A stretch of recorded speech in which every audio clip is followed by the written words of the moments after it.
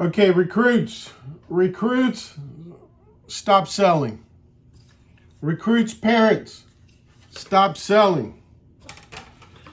All right, now what I'm going to tell you, it's just not that new. It's been going on for thousands of years. But recruits, parents, stop selling, okay?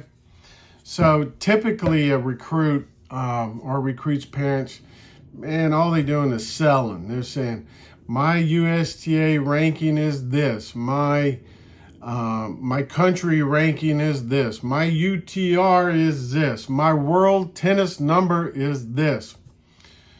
And then they start to go into the parents. My kid has potential. My kid's a hard worker. My kid's really good in doubles, has a big serve, all that kind of nonsense. They're selling. So parents and recruits, what do you do? So what you want to do with the coach is you ask questions. So ask questions to the coach, like, Coach, what do you look for in a player? Coach, how do you gauge a player's level of play? Coach, how do you allocate your scholarships? Coach, what academic standards do you need to get into your program? Coach, how do you decide which applications you support, or can you influence? Can you influence an application? Some coaches can't. So what you want to do is ask questions. So instead of selling, what you're looking to do is to find the coach and the program's needs. You're looking to find their needs. What is it they're looking for? Are they looking for a number 4 player that can win 70% of their conference matches? Are they looking for a number 1 player who can be in the national rankings? Are they looking for a number 6 player who's Rocky Balboa, who just doesn't make any unforced errors and just fights? What are they looking for? Some coaches are looking for a Rudy, but you want to ask pointed questions so you can qualify the situations. So when a recruit or their parents are selling, basically what you're saying is, I don't care about your tennis program at all. Because if you cared about their program, you'd be asking questions. Instead, you're just selling. So you need to stop that.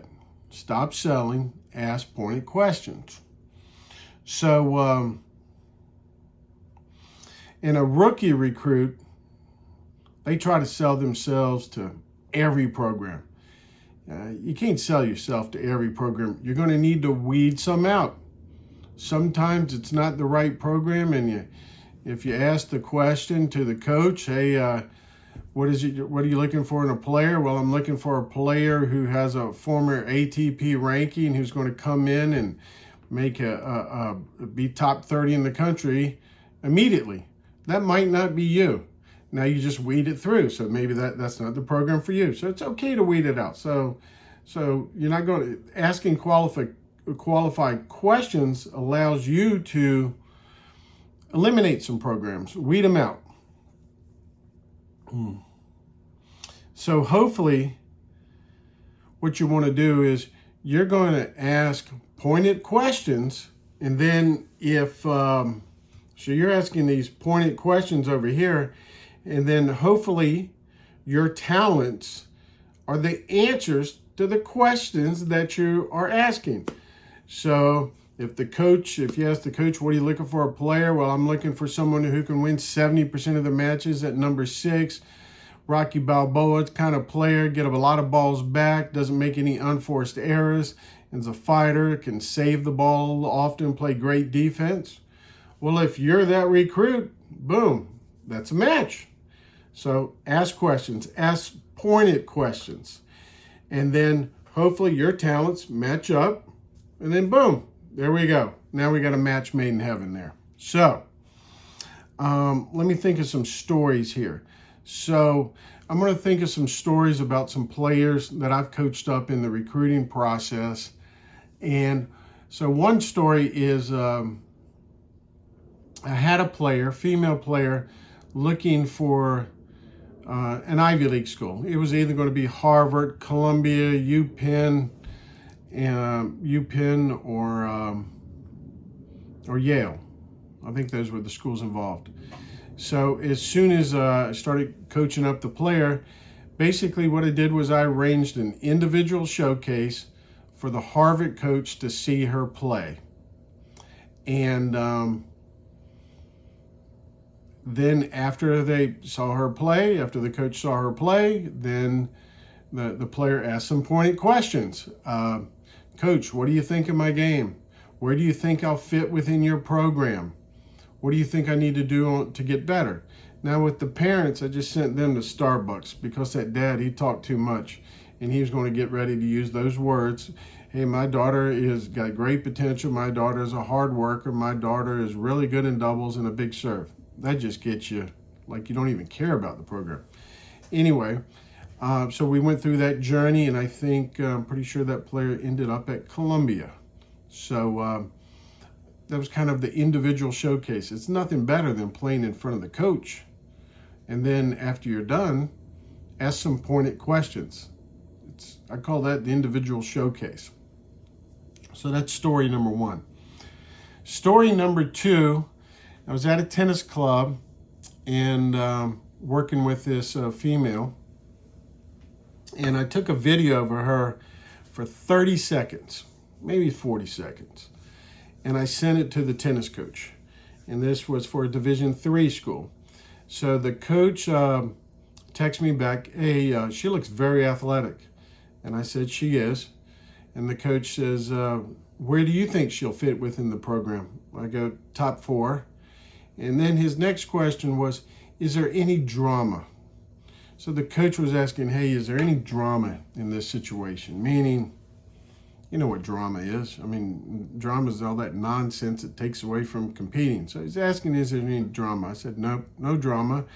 Her dad had passed away at a young age, and she was kind of born-again tennis player. So that player went to that school, Division III school, and I believe her second or third year, she became a Division III All-American. And I think she did it twice, actually. She graduated with a wonderful degree in the sciences, has a great career now. But 30 seconds of video, just 30 seconds of video, and for me, answering some pointed questions from the tennis coach. That was a great story, and that worked out very well. Story number 3. I call this coach on they're in a particular conference, and I asked the coach, I said, I have a player for you that'll play number 1 for you and be conference player of the year. And he doesn't normally get this number 1 player that's going to be conference player of the year. In fact, he never had a conference player of the year. So what I did was, he said, well, why are you calling me? Because he just never had a player of the year. And I said, because there's some drama.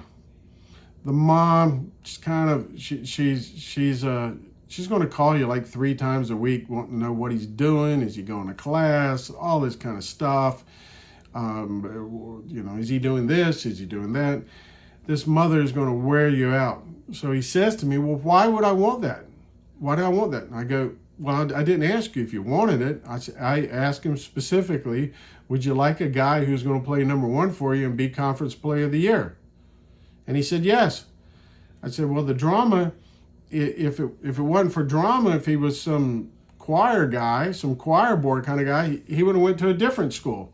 A school that has higher values, higher standards, and all that kind of stuff, and they wouldn't want to deal with the drama. So I encouraged him to call that mother every Monday, give her the full report in, be proactive, and you're going to have a conference player of the year.